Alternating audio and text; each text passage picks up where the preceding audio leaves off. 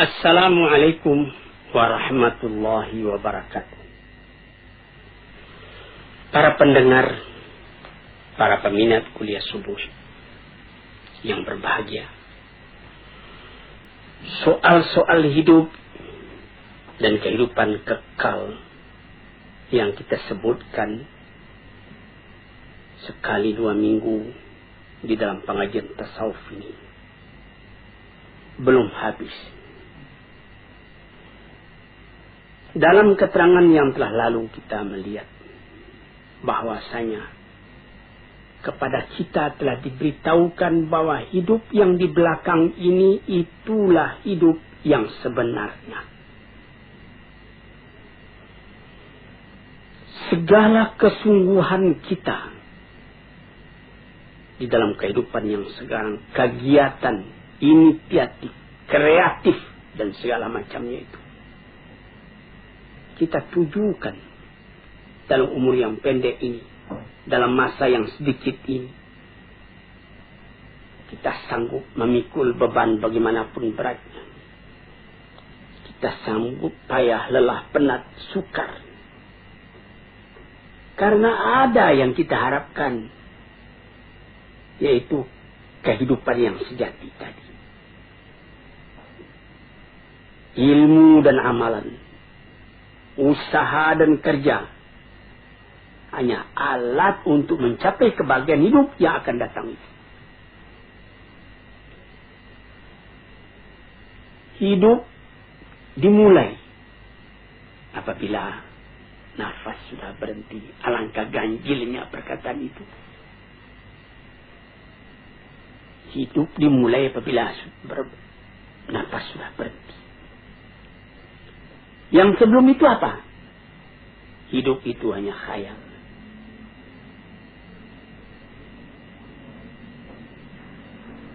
Hidup yang mengumpulkan di antara hilangnya yang disukai, yang tidak disukai.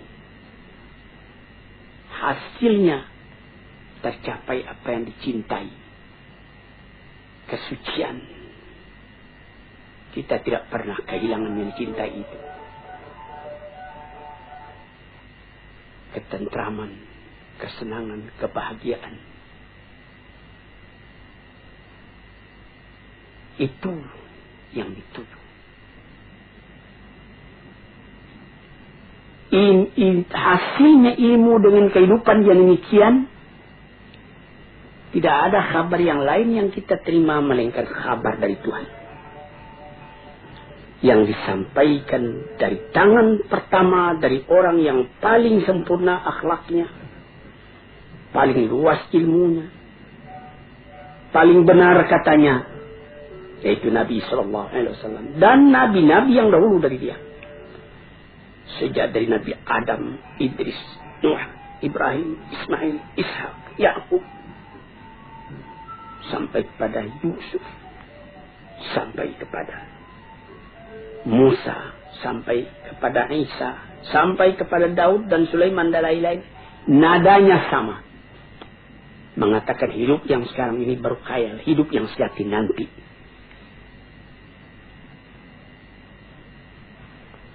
Terbukti hal itu dalam hati orang yang beriman. Sehingga boleh dikatakan dari iman tadi jadi menjadi keyakinan. Sehingga jiwa tadi lama-lama pindah daripada bayangan kepada kenyataan, daripada khayal kepada yang akan hilang, daripada hidup yang fana, karena inginnya kepada kehidupan yang sejati itu, karena rindunya kepada kekuasaan yang mutlak itu.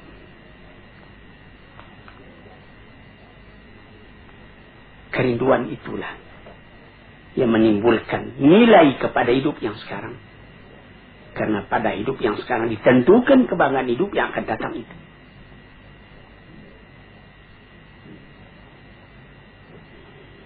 Oleh sebab itu, maka barang siapa yang musafir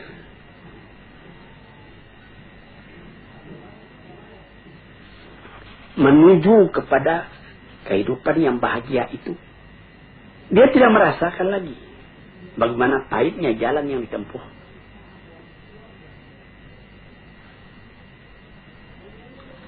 Dia mengorbankan segala tenaganya, memandang ringan segala yang berat, dengan cinta, dengan rida, dengan hati lapang, terus berjalan. Ya kadang-kadang karena capek berhenti, tapi dia tahu perjalanan ini belum selesai. Banyak berhenti, lama baru sampai, katanya.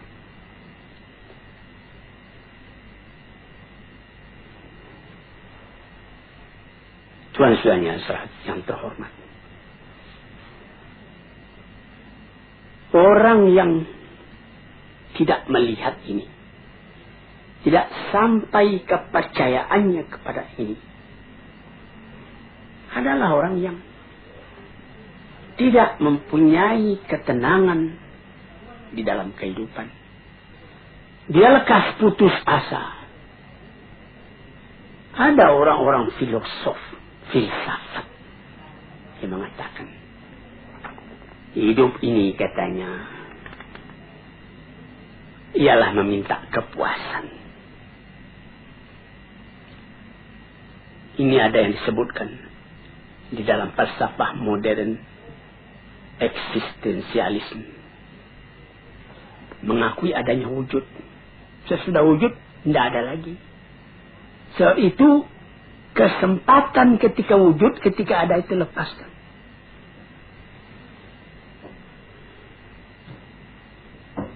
Karena apabila kita telah mati, katanya, sama saja. Seorang filosof yang tinggi, seorang ulama yang besar, seorang perampok, seorang pergayul, seorang yang tidak apa-apa, apabila telah kembali ke tanah, jadi tanah. Dimakan ulat. Dia ambil alasan ketika Iskandar Makedoni berjalan-jalan ke satu kuburan. Di sana bertemu dia dengan filosof Diogenes.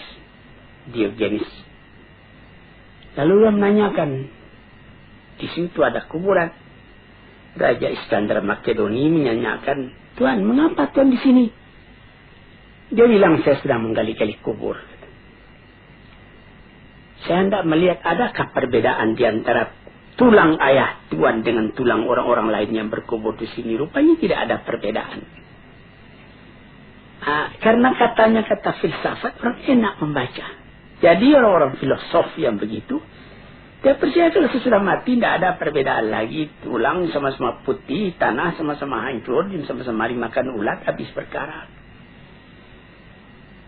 Sampai disyairkan oleh ahli-ahli syair, innamal aisyu fi bahimiyatil ladzah wa ma yaqulul falsafi. Hidup itu ialah menurutkan kepuasan ladzah, kepuasan. Segala yang ada ini, katanya, yang penting puas. Puas makan, puas minum, puas bersanggama dan lain-lain sebagainya. Piala dari kematian menyamakan antara orang pandai dengan orang bodoh. Orang-orang yang bodoh itu di bawah bumi sama kedudukan dengan orang filosof. Kalau engkau masih ragu, coba tanyai bumi itu. Apa perkataannya? Perkataan begini adalah timbul dari orang yang mu'anid, yang menentang agama, menentang akal. Perasaan yang seperti ini dari akal juga, tapi akal yang dipenuhi oleh nafsu. Bukan akal yang kembali kepada kemurniannya, kepada fitrahnya. Akal yang jauh daripada iman dan hikmah. Cobalah, hai Malang, apakah oleh karena maut itu menyamakan yang salih dengan yang talih, yang alim dengan yang jahil? Oleh karena itu, maka dikatakan bahwa kita sama-sama sekali. Orang di dalam perjalanan sampai ke tempat perantauan yang terakhir. Di mana kesenangan orang itu? Apakah duduk di atas singgasana mahligai dengan keistirahatan, atau duduk dalam kecelakaan, kesengsaraan. Apakah memang berhenti saja segala sesuatu apabila maut telah datang?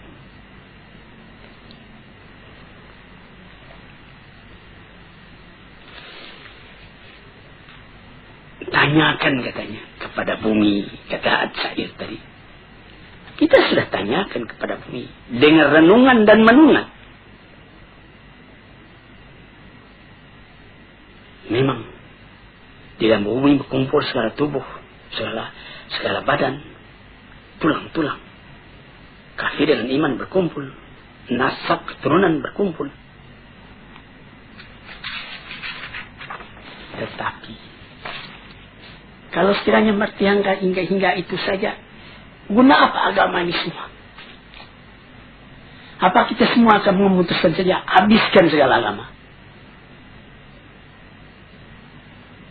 Orang mengatakan habiskan segala agama, kemudian dia membuat agama sendiri. Seumpama ketika terjadi serangan besar-besaran dari Hitler menuju Rusia, nyaris saja Rusia kalah waktu Stalin masih hidup. Apa yang dikerjakan lebih dulu oleh orang-orang pengikut Stalin, oleh orang komunis ketika itu, mempersiapkan kuburan Lenin. Karena di situ diletakkan di dalam keranda kaca tubuh Lenin itu. Kemana mau simpan ini? Kalau betul orang itu konsekuen dengan pendiriannya, apa guna itu disimpan? Yang pikiran itu kan bukan pada tubuh itu. Niki kita melihat bagaimana bahwa manusia itu bagaimanapun radikal, ateis dan segala macamnya rasional. Tapi ada masanya rasionalnya itu berhenti. Ada masanya perasaan mendorong kepada segala hal. Sehingga disimpanlah mayat Lenin itu, dipelihara baik-baik. Sesudah aman baru dikembalikan ke tempatnya yang asli. Datang orang berziarah bersama-sama kepadanya. Padahal kalau ditanya kepada mereka, mereka akan mengatakan sesudah mati itu sudah sama saja antara Lenin dengan pergajul, dengan perampok, dengan lain-lain sebagainya.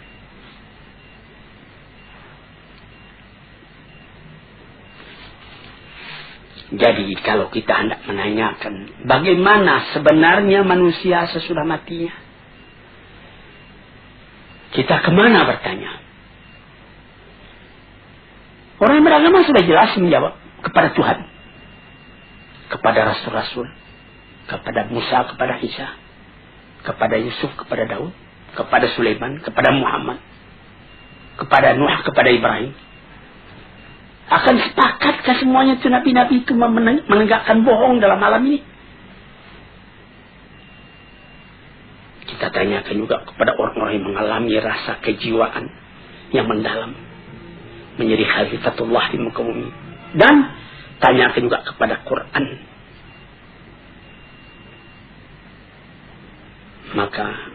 Dan tanyakan juga kepada orang-orang yang telah berpengalaman. Tanyai ilmu, tanyai iman. Sama sekali itu adalah saksi yang dapat diterima. Tanyai akal, tanyai fitrah murni. Dalam Al-Quran dikatakan, Am hasibal ladhina yatarahus sayyiati an naj'alahum kalladhina amanu wa amilus salihati sawa'an mahyahum wa mamatum sa'a ma yahkumun. Apakah menyangka orang-orang yang telah berbuat jahat dalam alam ini akan disamakan saja kedudukan mereka dengan orang yang beriman dan amal salih? Sama hidupnya dan sama matinya. Itulah satu perhitungan yang salah. Yang dapat menyangka demikian cuma orang yang bodoh atau orang mengingkari rasa jiwa di dalam. Sebab itu, maka seorang ahli fikir Eropa, Oswald Spengler, mengatakan orang yang bersorak, mengatakan dia tidak percaya akan adanya hari kemudian itu, bersorak karena dia melawan kepada rasa dari hatinya sendiri. maka memandang kepada soal itu terbagi dua. Ada orang yang memandang kepada ilal asya, kepada sesuatu. Dan ada orang yang memandang pada sesuatu, antara kepada dengan pada lain.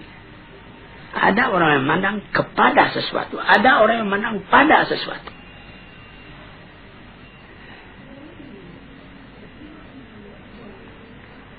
Orang yang cuma memandang kepada sesuatu, menjadikan sesuatu semata-mata objek, maka pikirannya dan hatinya lama-lama pecah belah. Dia tidak dapat mengambil kesimpulan. Pandangannya cuma dengan panca indera, tidak akan memberikan faidah kepadanya. Li'annahu lima faqad al-ikhtiyar awalan fa innahu faqad al-ikhtiyar tsaniyan. Karena dia tidak dapat memilih sejak pertama sampai kepada yang seterusnya, tidak ada pilihan lain. Tetapi orang yang memandang pada sesuatu, bukan kepada sesuatu. Pandangan yang tadi membawanya menyeberang kepada rupanya dan hakikatnya dan maksudnya. Ini apa? Dari mana ke mana? Kalau dia memandang sesuatu di hadapannya itu, menjalar pikirannya tadi kepada yang lain, sebab dan akibat yang timbul dari itu. Sampai dia mengaji juga, apa arti wujud dari ini, apa hikmatnya, dan apa ilmu yang sempurna dalam ini. Tambah lama derajat pandangannya pada sesuatu itu, dapat membawanya membedakan mana yang sahih, mana yang benar, mana yang salah, mana yang kekal, mana yang fana. Dia memandang kepada kulitnya dan intinya. Misalnya, kita ambil permisalan orang yang memandang kepada sesuatu dengan pada sesuatu. Kalau dia memandang kepada sesuatu, terbujur mayat di hadapan matanya, dia lihat ini tubuh akan dimasukkan ke dalam kubur. Sesudah dalam kubur dia akan cair, tidak ada apa-apa lagi. Filosof masuk ke dalam cair, hancur jadi tanah. Psikolog masuk ke dalam kubur, hancur jadi tanah. Dia memandang itu, tidak ada artinya. Tapi kalau dia pandang kepada sesuatu, ditukar dengan pada sesuatu, dia lihat, dia bawa kepada dirinya sendiri. Bercerai nyawa dengan badan. Apakah arti perpisahan itu? Apakah yang dikatakan oleh Suhrawardi, filosof dan ahli tasawuf yang besar? Dia mengatakan, badanku ini mengurung keadaan hakikatku yang sebenarnya. Aku terikat dalamnya. Tapi apabila aku mati, artinya perceraian antara hakikatku yang hidup dengan badanku yang akan jadi tanah. Aku tidak mengenal mati. Aku melihat lagi kehidupan yang terus, yang disebutkan oleh Jalaluddin Rumi di dalam pengajian tasawufnya, sampai mencapai tingkat yang paling tinggi, dan kemudian diluaskan lagi oleh Iqbal bahwa apabila beliau manusia itu mati, dia akan mencapai tingkat kesempurnaan yang paling tinggi. Sebagai penghambat keraguan kita, kebenaran hal itu, kita mesti berani mengatakan Muhammad, na'udzubillah, Muhammad bohong, Ibrahim bohong, Ishak bohong, Ismail bohong, Isa bohong, semua nabi-nabi yang mengatakan hal itu kita bohongkan. Na'udzubillah. Disinilah saudara-saudara yang terhormat, pentingnya pengajian. Kalau kita telah tahu bahwa dunia ini adalah jalan, jembatan untuk menuju penyeberangan yang luas, yang kekal, tentu kita akan menyediakan bakalan untuk itu. dia tidak akan kekal di sini. Dia akan meneruskan perjalanan kepada tempat yang lain, tempat yang kekal, tempat tinggal. Manusia dipanggil ke sana, dan manusia mesti sampai ke sana dengan persiapan hidup yang sekarang ini, mengerjakan yang merintahkan Allah, menghentikan apa yang dilarang, yang disampaikan oleh nabi-nabi dengan isyarat, dengan bukti.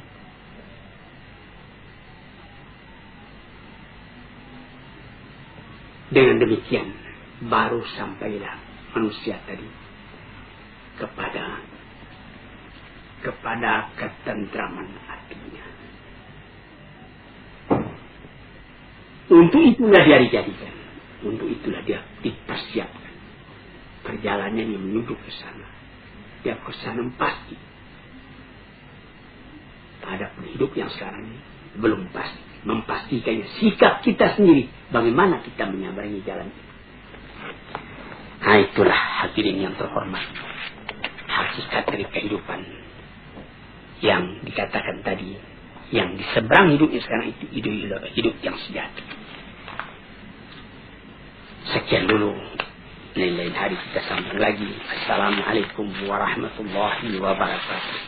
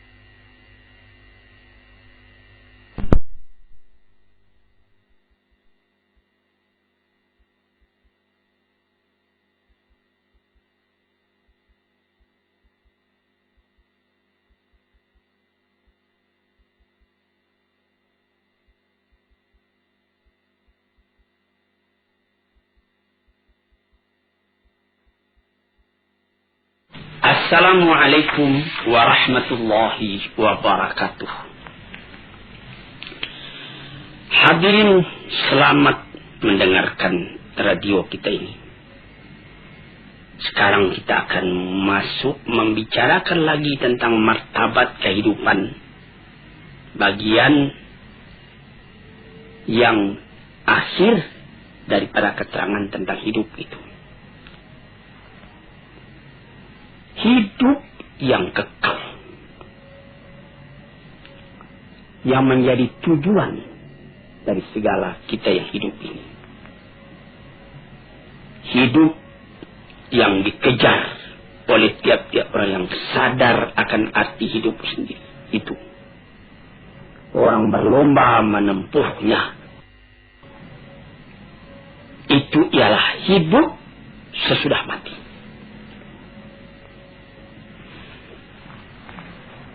Itulah yang diserukan oleh kitab-kitab yang diturun oleh Tuhan. Itulah yang disampaikan oleh nabi-nabi yang diutus oleh Tuhan. Wa ma hadhil hayatud dunya illa lahu wa la'ib. Kehidupan di dunia ini lain tidak cuma main-main, cuma sanda gurau. Wa inna daral akhirat lahiyal hayawan law kanu ya'lamun. Hidup di akhirat itulah hidup yang sejati kalau sekiranya kita fikirkan dan kita ketahui, direnungkan betul-betul. Hidup yang sekarang ini dibandingkan dengan kehidupan yang kemudian itu adalah seperti hidup sekarang ini seperti tidur saja. Sebagaimana telah kita katakan pada pengajian-pengajian kita yang telah dahulu. Hidup yang sejati, hidup yang akhir. Inna daral akhirat lahiyal hayawan. Hidup yang sejati, kalau kita fikirkan, itulah hidup akhirat. Dengan demikian kita dapat membuat supaya kehidupan yang sekarang ini menjadi kebun. Ad-dunya mazra'atul akhirah. Dunia ini adalah seperti perkebunan untuk mengambil hasilnya di akhirat. Mendorong kita supaya di dunia ini berbuat baik banyak-banyak.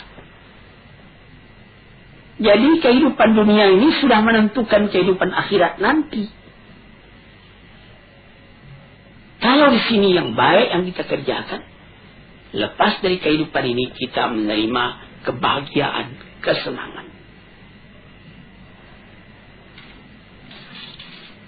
Nabi Muhammad sallallahu alaihi wasallam pernah memisalkan. Apa kata beliau? Mat dunya fil akhirati illa kama yudkhilu ahadakum isbi'ahu fil yami. Fanyanzur bima terjadi.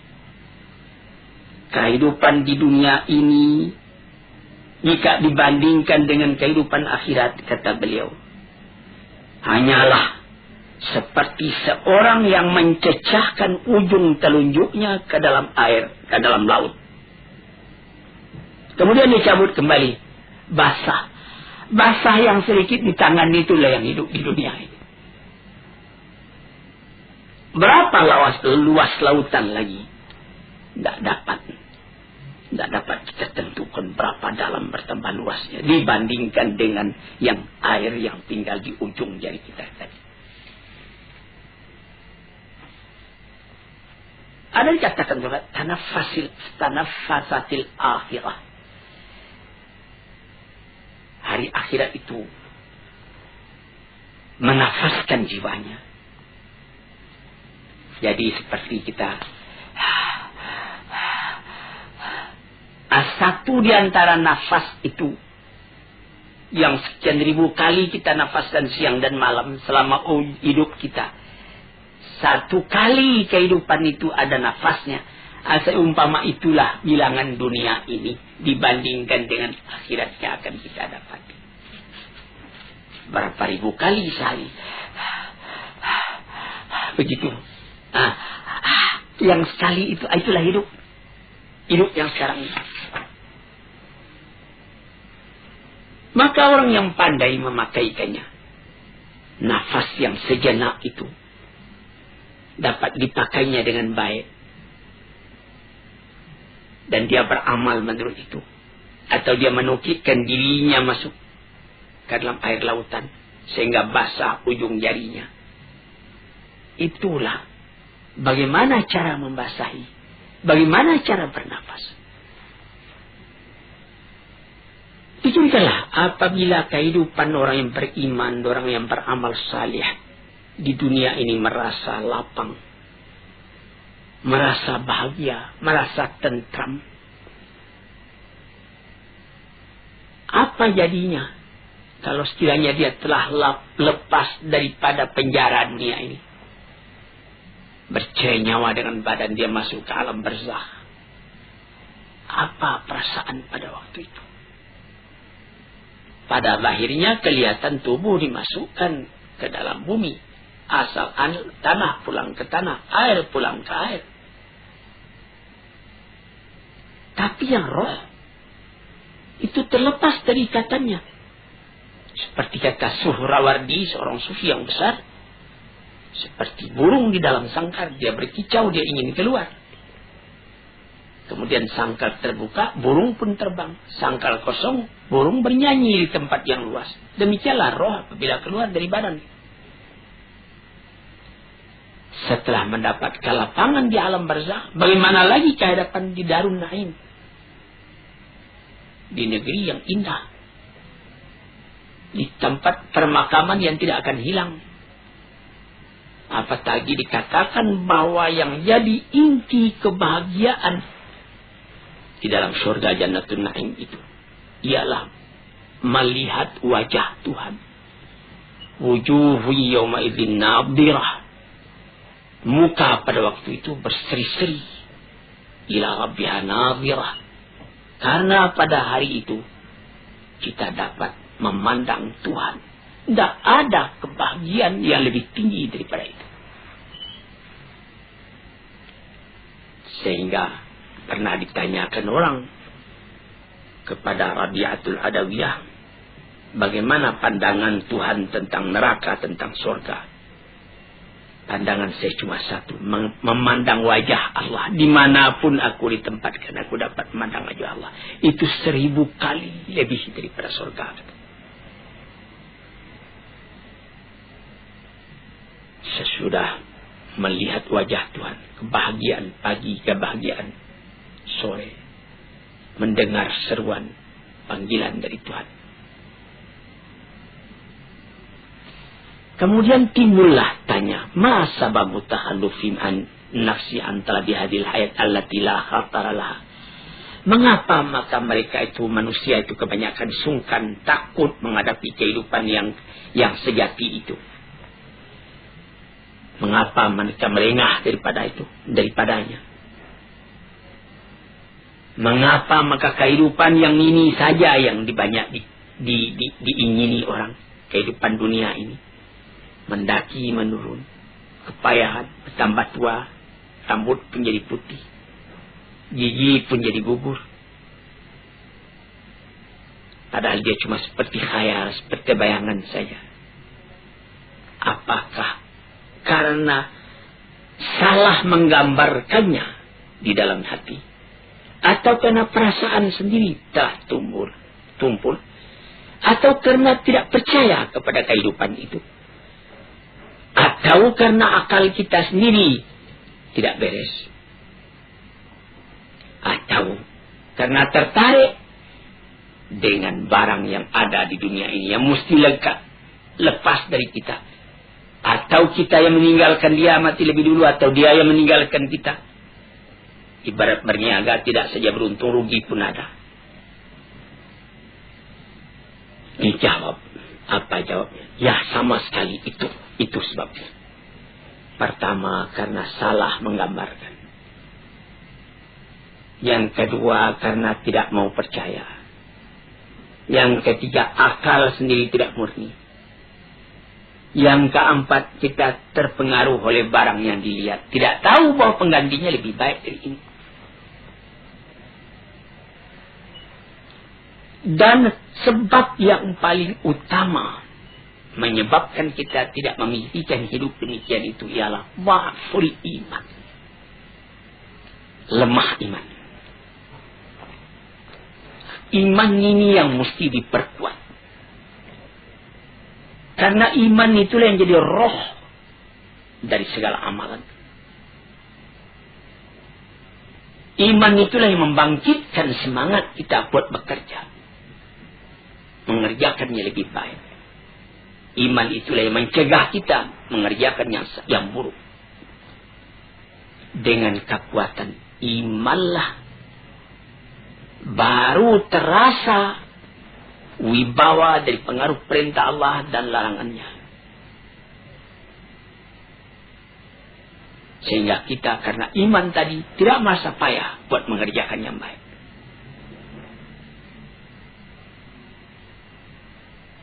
Itu. Maka apabila kuat iman, kuatlah kerinduan kepada hidup yang demikian itu. Dan sangatlah hati kita rasa terdorong, didorong oleh iman buat beramal karena ingat akan hari itu. Hadirin para pendengar yang terhormat, iman kepada kehidupan yang akhir itu bukan artinya kita menolak hidup. Bukan menyuruh kita cuma sembahyang saja dari pagi sampai sore, sampai petang, sampai malam, sehingga tidak tidur lagi. Bukan. Apabila kita bekerja, misalnya bekerja di kantor, bekerja di ladang, bekerja berniaga, pasangkala itu dengan iman, itu nanti menjadi amal juga buat persediaan kita menghadapi akhirat esok. Misalnya orang menjadi pegawai negeri, dipasangnya diat dari hati, saya menjadi pegawai ini supaya saya dapat menservis pada masyarakat dengan baik, mencari harta yang halal untuk pembelanja rumah tangga saya, untuk menyekolahkan anak saya, biar sedikit asal amal saya itu amal yang saleh. Jadi bekerja di kantor itu pun menjadi amal yang saleh. Menjadi pangkal kebahagiaan pada hidup yang kekal nanti itu, hidup yang sejati itu. Kita mencari makan, berniaga di kota, di pasar. Itu pekerjaan duniawi, tapi pasanglah niat. Mengapa engkau mencari makan? Karena ada perintah Tuhan di dalam Al-Quran.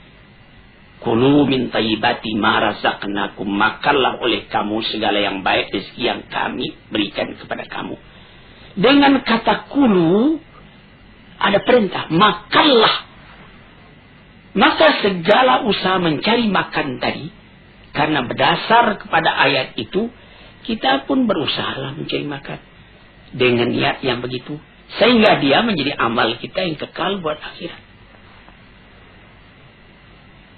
Atau seperti menjadi saudagar. Apa kata Nabi? At-tajrus saduqu fi zumrati syuhada'i yaumal qiyamah. Orang saudagar yang jujur, tempatnya sama dengan tempat orang yang mati syahid di hari kiamat. Jujur. Ucapannya mudah betul. Tetapi dalam prakteknya menegakkan kejujuran itu juga satu pengorbanan. Tetapi itu suatu alat untuk membahagiakan kita pada hari akhirat tadi. Atau yang lain-lain. Di dalam Al-Quran banyak perintah. Kulu min samarihi, makanlah buah-buahan itu.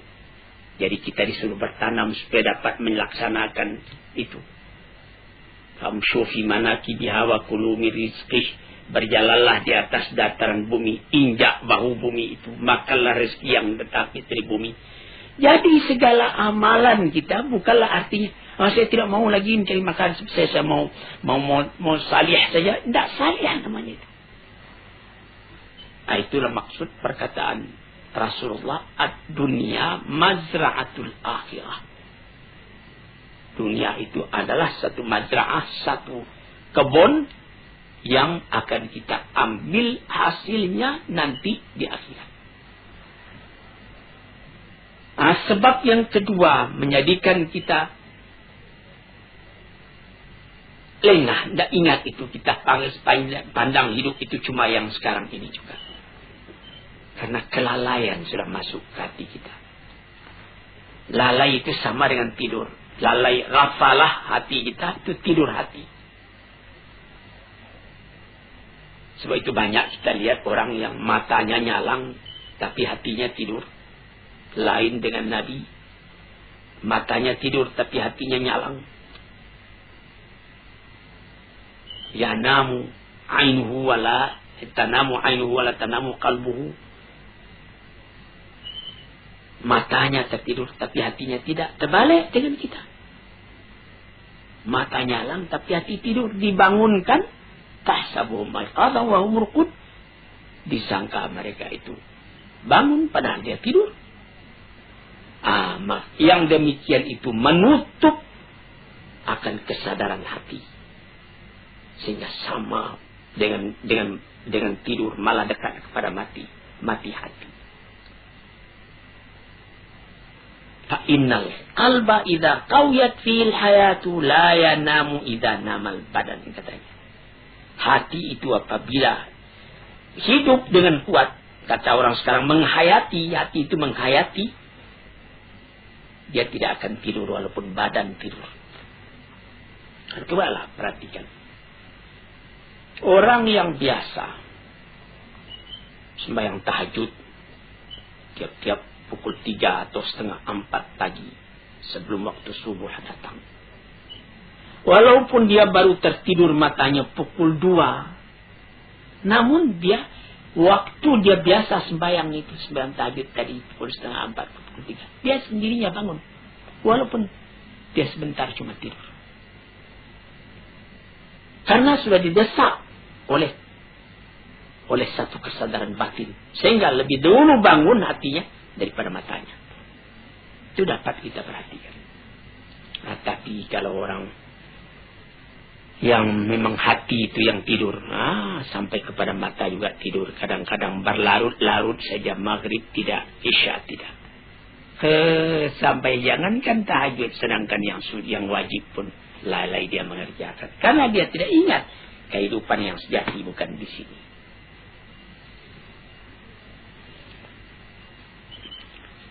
Oleh sebab itu maka hidup yang sempurna itu telah dituntunkan oleh Nabi kita sallallahu alaihi wasallam. Bagaimana? Waliman ahyallahu qalbahu bi mahabbati wa itba'i risalati ala basirin min dzalika bihasbi nasibihi minhuma. Yaitu orang yang dihidupkan Allah hatinya. Bagaimana Allah menghidupkan hati? Dengan perasaan cinta kepada Allah. Kalau cinta kepada Allah, in kuntum tuhibbunallah fattabi'uni, kata Rasul.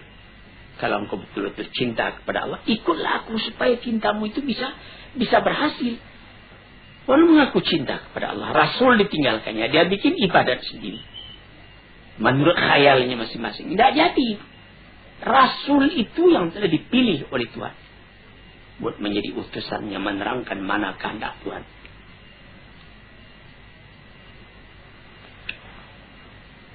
Maka kelalaian atau kesadaran, keduanya itu ada dalam panca indera kita, ada dalam akal dan hati kita. Kesadaran hati atau kelalaian hati sama juga dengan kesadaran badan atau kelalaian badan.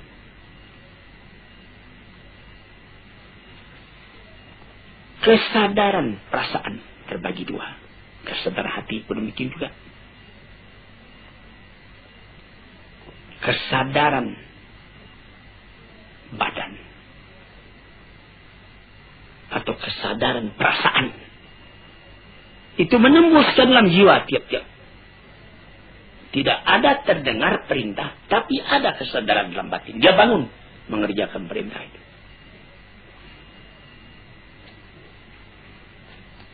Sebab itu maka apa saja pekerjaan yang kita kerjakan haruslah ada kesadaran. Orang dalam kata-kata sekarang ini, kata modern sekali, menghayati. Orang bisa ya bangun pagi, bayang, subuh, 2 rakaat, buka pintu, keluar, kamar mandi.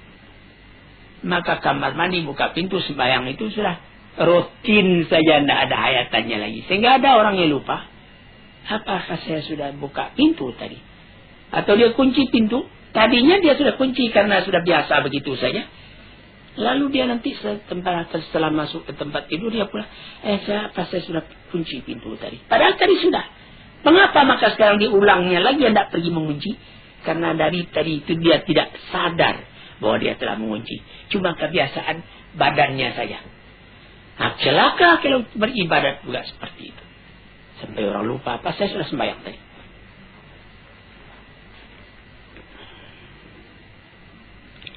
Hadirin yang terhormat, saya rasa untuk keterangan pada hari ini cukup sekian. Moga-moga Allah memberikan ketenangan dalam pikiran kita, sehingga kita simpulkan kehidupan yang sejati itu, itulah yang tujuan daripada perjalanan kita di dunia ini. Assalamualaikum warahmatullahi wabarakatuh.